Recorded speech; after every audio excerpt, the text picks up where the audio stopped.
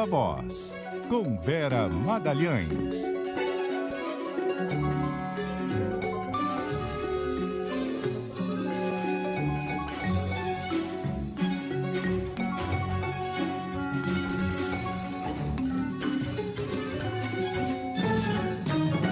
Vera Magalhães, Viva Voz. Boa noite, Vera. Boa noite, Rodrigo, Carol e todo mundo que nos ouve e nos assiste. Ótima semana para todo mundo. Oi, Vera. Isso aí, vamos nessa. Boa semana também para o presidente Jair Bolsonaro em Nova York e toda a sua comitiva, Vera Magalhães.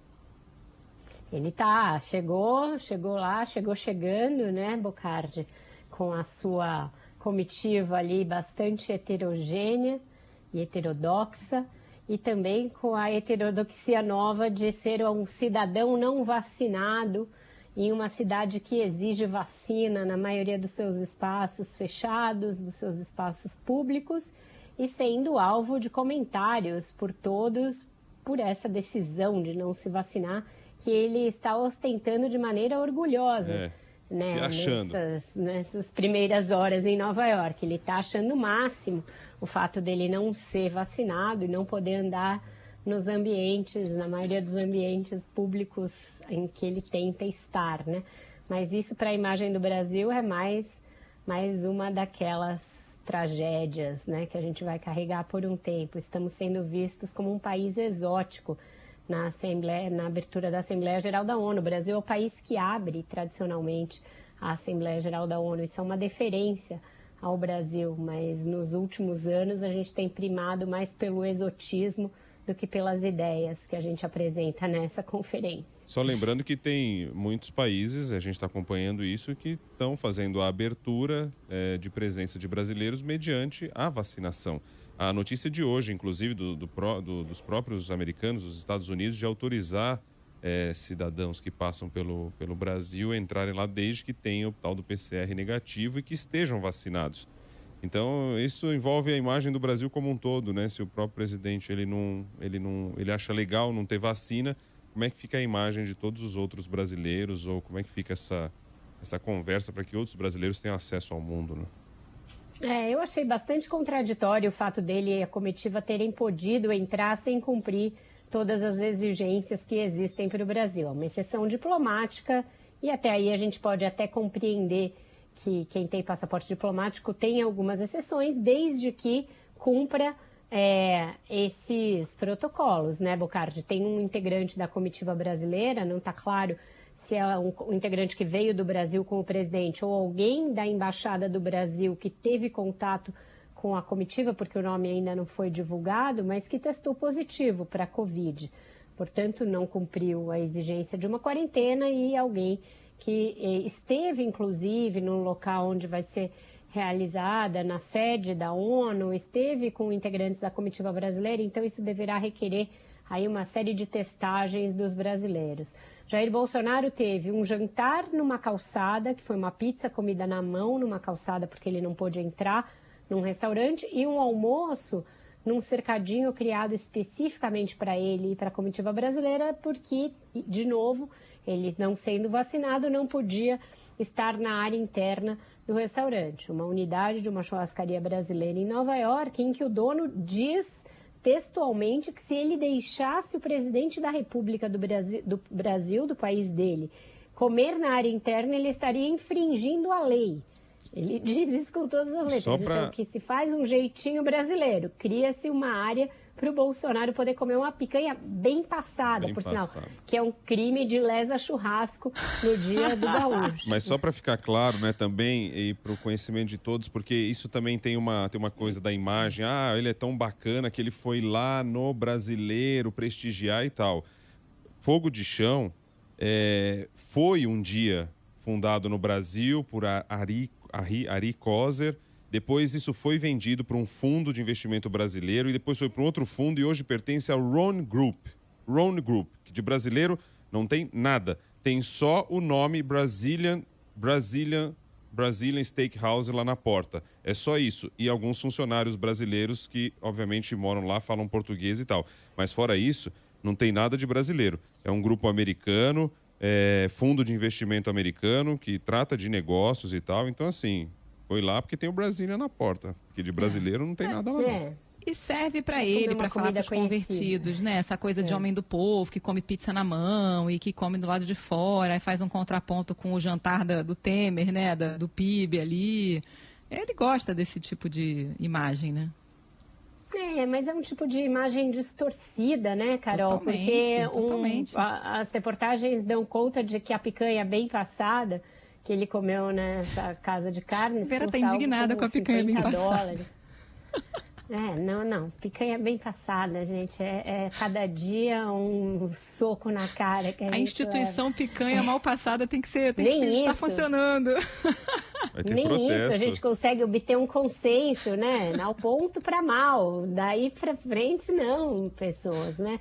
A polarização não pode chegar a tais níveis, mas enfim, custa $50 um prato de picanha. Então não tem nada de popularesco, nem de povão nisso daí. É uma comitiva de muita gente, levou bastante gente para esse passeio em Nova York e não é baratinho. Aliás, no dia 20 de setembro, no dia do gaúcho, na semana da farroupilha, feriado em Porto Alegre. Imagina só fazer isso com a picanha no dia do gaúcho. É isso, carbonizaram a picanha. E aí ele começou a ter os primeiros encontros, né? Ele se encontrou com o primeiro-ministro inglês, o Johnson. Boris Johnson. E o que ele fez? Boris Johnson, faltou a primeira palavra. Eu ia falar Brian Johnson, com música na cabeça. O primeiro-ministro inglês tratou de falar, olha, eu tomei 2 doses, a vacina é muito boa, a vacina da AstraZeneca, tomem esta vacina. É uma vacina produzida em parceria com a Inglaterra, desenvolvida pela Universidade de Oxford. Aí o Bolsonaro ficou fazendo o quê? Assim com a mão, eu ainda não tomei. De novo, com um ar de orgulho por conta disso. Isso não é um orgulho.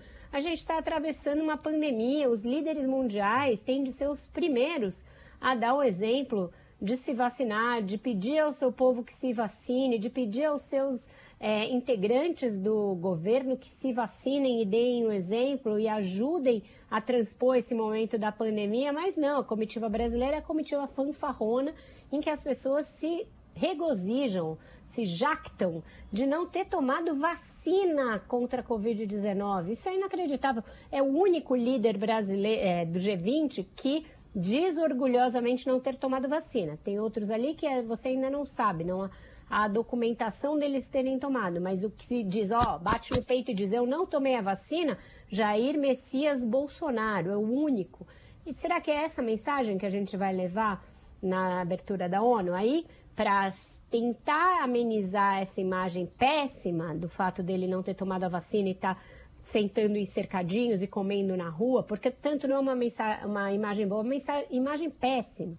Aí o que ele vai fazer? Vai tentar introduzir a questão das vacinas no seu discurso de abertura da Assembleia Geral, propondo inclusive a doação de vacinas para países vizinhos. O Brasil ainda não terminou o seu ciclo vacinal. É importante doar para países mais pobres, para países com menos acesso às vacinas. Mas também é importante que o presidente dê um sinal, olha, pessoal, vamos terminar de nos vacinar. Seria importante que ele fosse a favor da vacinação dos adolescentes. E não, ele mandou sustar a vacinação dos adolescentes a partir de um alerta falso feito por uma ex-jogadora de vôlei. Então, nada da prática do presidente Jair Bolsonaro condiz com uma prática pró-ciência, pró-saúde, pró-cuidados sanitários. É isso que a gente está vendo em Nova York, e por mais que ele tente dar uma invernizada no discurso, incluindo essa questão das vacinas, a pergunta que resta é, então, cara pálida, por que o senhor não se vacinou? Sua idade já passou. Não tem essa história que os filhos tentam dizer, ele vai ser o último brasileiro. Não é uma trincheira que você fica por último ali, esperando o vírus, e quando o último passa, você vai. Não é assim que funciona com imunização. Imunização, quanto mais pessoas se vacinarem antes, aí sim a gente vence a guerra. Então, esse discurso de que ele vai ser o último brasileiro a se vacinar não para em pé do ponto de vista sanitário. Mas é isso, vamos ver o que vem nesse discurso, né? Se fosse corajoso, diria mesmo que eu não tomei, não recomendo tomar, é uma gripe, enfim, se fosse corajoso mesmo, diria todas as verdades, como ele falou que ia dizer, as verdades para ele. de que é uma gripe, de que a máscara não é necessária. Chegou, né, a dizer, disse várias vezes, né, que virava jacaré. Eu vou tomar um negócio, não sei o que faz, pode virar jacaré. Agora o pessoal está repercutindo. Que agora ele viu que a vacinação é bem vista no Brasil. Ela tem um apoio muito elevado na população brasileira, maior do que em qualquer país desenvolvido. O Brasil é pró-vacina, não é anti-vax. Então ele fica nesse muro aí, nesse chove não molha.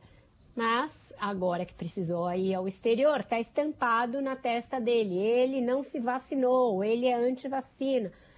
As pessoas olham de lado. O prefeito de Nova York, Bill de Blasio, deu uma entrevista condenando o Bolsonaro.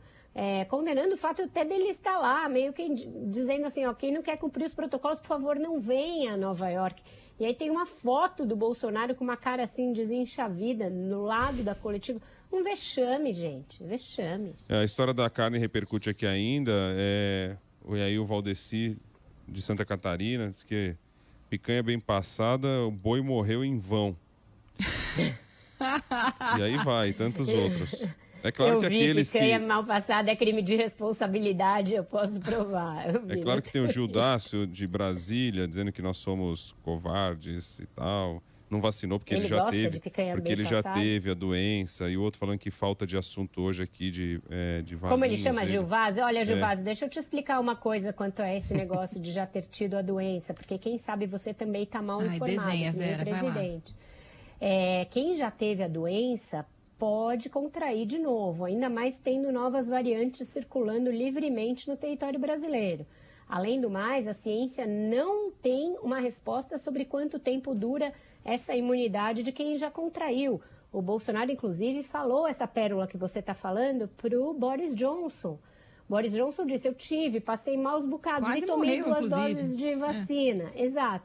O Bolsonaro disse, eu não senti nada e agora eu estou com uma imunidade muito boa. Falou isso para o primeiro-ministro britânico, que falou, não, se vacinem, porque não tem garantia de que você não vai contrair de novo, de que não pode agravar. Aliás, infelizmente, nem tomando a vacina existe uma garantia de 100%, mas os gráficos mostram que agora, com a imunização atingindo cerca de 50% da população brasileira com 2 doses, a curva de mortes cai bastante. Então, ter tido Covid não é garantia de nada, infelizmente. Ele está aqui, estou ouvindo. Ele falou, nossa, pela primeira vez vocês tiveram coragem de responder. Estou ouvindo e agradeço. Daí ele escreveu depois, porém, é fundamentada a questão da imunização. Aí ficou essa coisa meio assim, mas ele está agora emocionado, que pelo menos está aí respondido, e a gente conta com a audiência dele sempre, a participação aqui. Mas tem uma outra que é importante da história da carne, sem querer me prolongar nesse assunto, porque isso é importante a gente querer dizer. Falamos tanto da picanha, que a picanha é isso, que a picanha é aquilo, que a picanha é tal, mas assim, nesse governo, ou nesse momento, não vou falar no governo, porque senão vão dizer que é por causa do governo, mas no momento que vive a economia do Brasil, quantas matérias a gente já fez, quantas vezes nós falamos do preço da carne, que as pessoas não conseguem comprar uma carne. E picanha muito menos. Aí tem a mensagem aqui, só para completar e pronto, do Alessandro, só para compor isso. Nesse governo eu nem sei o que é picanha. Mais ou menos passado, eu não sei o que é picanha, ponto, ele está dizendo. E realmente é a dificuldade de muita gente enfrentando para comer uma carne nesse país. Enquanto isso, está todo mundo se divertindo com a picanha bem passada, mal passada, num puxadinho no restaurante de Nova York. Ah, não deveria comer? Não deveria comer? Não deveria fazer puxadinho, deveria discretamente, vai lá, almoça, come, presta conta, sem exagero e tal. Agora, Vera, falando em chamuscar a picanha, tem tudo a ver com o agronegócio também, esse papo. O presidente vai falar dessa questão ambiental, de demarcação de terra indígena, isso vai estar no discurso dele na ONU? Também é delicado. Vai tentar dizer que o Brasil é um modelo nessa questão ambiental, vai evocar a queda do desmatamento em agosto como um fator favorável e positivo, vai lembrar aquilo com que ele se comprometeu na cúpula do clima, promovida pelo presidente Joe Biden, que foram novas metas, novos investimentos, inclusive o aumento do orçamento para órgãos como o IBAMA, e vai dizer, Carol, algo que vai ser muito controverso, certamente lá, que é defender um marco temporal para a demarcação das terras indígenas. Isso que está em discussão no Supremo e que foi adiado na semana passada por um pedido de vista do ministro Alexandre de Moraes. Bolsonaro tem dito que essa questão do marco temporal é a questão mais importante para o agronegócio, que vai inclusive dizer se vamos ter fome no mundo, porque o agronegócio não vai conseguir mais produzir, se cair a tese do marco temporal, etc. Ele vai levar isso à ONU, e a gente sabe que a posição da ONU, de muitos dos países desenvolvidos, é a favor do respeito aos direitos dos povos indígenas na sua integralidade. Então isso vai ser mais um ruído que o presidente vai causar diante da plateia dos outros países ali, porque essa questão dos direitos dos povos indígenas está muito ligada à questão da preservação do meio ambiente e é enxergada dessa maneira nos fóruns globais. E Bolsonaro incluiu na sua comitiva, inclusive, o advogado do agronegócio nesse julgamento do marco temporal, para não deixar dúvida de que lado ele vai se posicionar nessa questão. Mudando um pouquinho de assunto, falando de CPI agora, a comissão está prorrogando aí o relatório final, a entrega do relatório, por causa da questão da Prevent Senior, que tem aí o depoimento previsto para essa semana, então, do diretor da empresa, né? É isso, Rodrigo. Eles tinham a previsão de entregar o relatório final, o senador Renan Calheiros entregaria no dia 23. Mas esse caso surgiu com força na semana passada e o que se viu é apenas uma pequena fração do que existe de potencial de revelação nesse caso de um experimento feito por uma operadora de saúde com vidas humanas, totalmente à revelia dessas pessoas, dos pacientes, das famílias dos pacientes e com dados escabrosos que foram omitidos deliberadamente e que os médicos foram orientados a omitir. Então, é esse terror absoluto, esse caso escabroso que a CPI quer tentar descortinar melhor, trazer para o relatório do senador Renan Calheiros, porque ele toca em vários pontos que a CPI abordou ao longo desses meses, mas que não tinham ainda uma materialidade muito forte, a saber, a busca pela imunidade de rebanho sem vacina como uma política de Estado, a promoção desse kit Covid de uma maneira que tenha causado efetivamente danos, não sendo só algo sem eficácia comprovada, mas com malefícios comprovados para a saúde das pessoas e também a existência do tal gabinete paralelo, porque foi esse gabinete paralelo que ajudou a fomentar essa ideia do kit Covid, da cloroquina, da hidroxicloroquina, da imunidade de rebanho, etc. Então, eles avaliam que, esmiuçando melhor o caso Prevent Senior, eles tocam em todos esses pontos, que são pontos essenciais para mostrar os crimes do governo no curso da pandemia.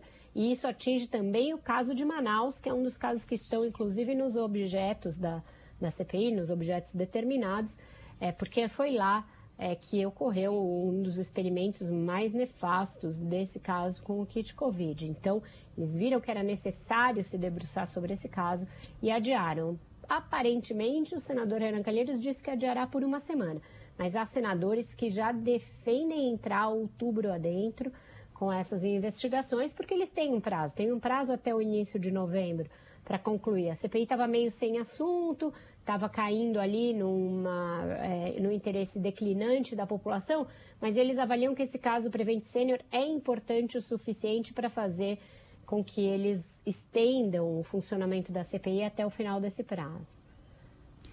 E tivemos o filho 04 do presidente Jair Renan visitando uma loja de armas, posando ali para fotos com as armas, com a legenda Alô CPI. O que os senadores acharam disso, Vera? Ficaram bastante indignados e muito preocupados. Querem convocar, inclusive, o Jair Renan para depor na CPI. O senador Humberto Costa fala em uma questão de ordem, uma coisa ali, de repente, para ser tratada pelo Senado e não só pela CPI.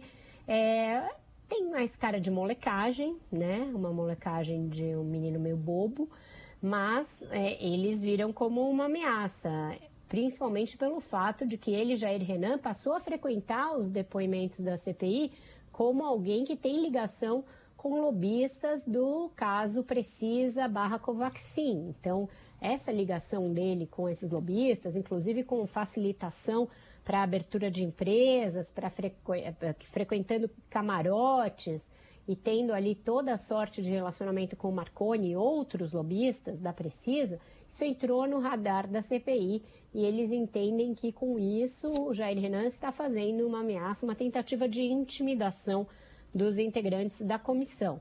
Então, amanhã a gente deverá ver vários requerimentos tratando desse assunto e deverá ver discursos indignados também dos senadores por conta dessa bravata aí do filho 04 do presidente. O senador Randolfo Rodrigues acaba, inclusive, aí de postar, dizendo que ele bota alô, alô, olha o crime. Impedir ou tentar impedir, mediante violência, ameaça ou assuadas, o regular funcionamento de comissão parlamentar de inquérito ou o livre exercício das atribuições de qualquer dos seus membros constitui crime. Eles vão tentar, sim, fazer alguma coisa em relação a isso.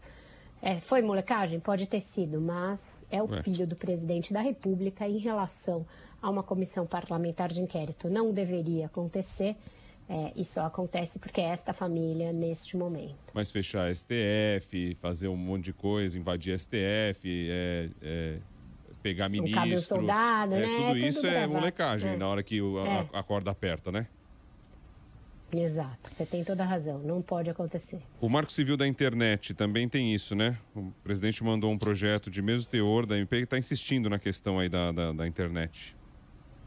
Está insistindo, ele pode até conseguir aprovar na Câmara esse projeto, mas eu acho que ele não vai conseguir fazer com que ele prospere no Senado. Os senadores com quem eu conversei lembraram que o Marco Civil foi aprovado por unanimidade no Senado e teve o seu relatório construído em parceria entre o deputado Molon e o senador Eduardo Braga. Então, é difícil imaginar que isso passe no Senado.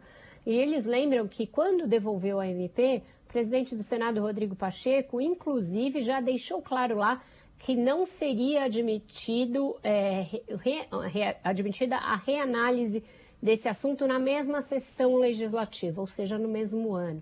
Então, eles acham que, além no mérito, ele não ter maioria no Senado para passar, ele pode ser considerado inconstitucional. Alguns estão pensando em ir ao Supremo Tribunal Federal a alegar essa inconstitucionalidade antes mesmo da análise do mérito, Bocardi. Então, foi uma derrota bem grande do presidente, porque, diferentemente de uma MP, um projeto de lei não tem aplicação automática, ele depende de ser votado. Ele foi para lá com urgência constitucional, para que ande rápido. Mas ainda assim, pode andar rápido na Câmara e parar depois no Senado e no Supremo. Então, nesse caso, o presidente não vai ter um caminho simples para aprovar esse projeto dele. Rapidinho aqui, o José Luiz no Recife está jantando em excelente companhia com a tela gigante, a nossa imagem. Vamos fazer pose bonita aqui para a câmera, porque a gente está lá colorindo. Hoje eu estou até maquiada, então a gente está lá colorindo a sala dele, viu?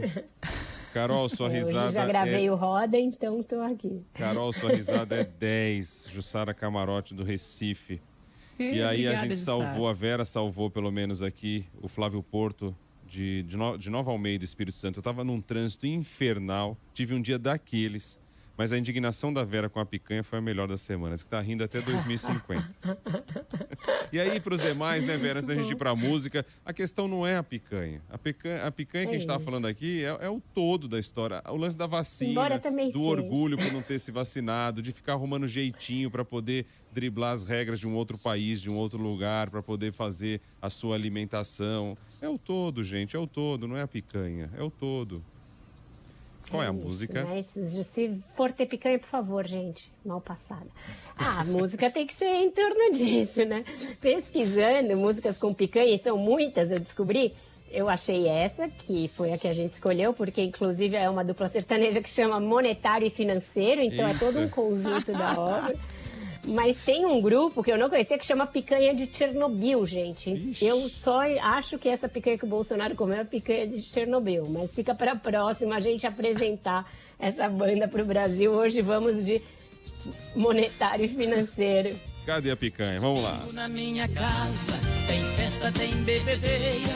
Eu guardo pros meus cunhados cerveja na geladeira. Pro sogro e pra minha sogra não é carne de terceira. Pros amigos e vizinhos eu preparo com carinho picanha na churrasqueira. Aí sim, olha lá. Olha lá. Foi-se o tempo, gente, pra amigo e vizinho, picanha. E pra sogra e sogro ainda. Sogro e sogro. E cunhado, ele põe na geladeira e serve picanha. Maravilhoso. Picanha virou o caviar do Zeca Pagodinho. Só ouve falar, gente. Só ouve falar. 6h27, Vera Magalhães, obrigado, boa semana. Até amanhã, gente. Ótima semana pra nós. Até mais. Beijo, Vera.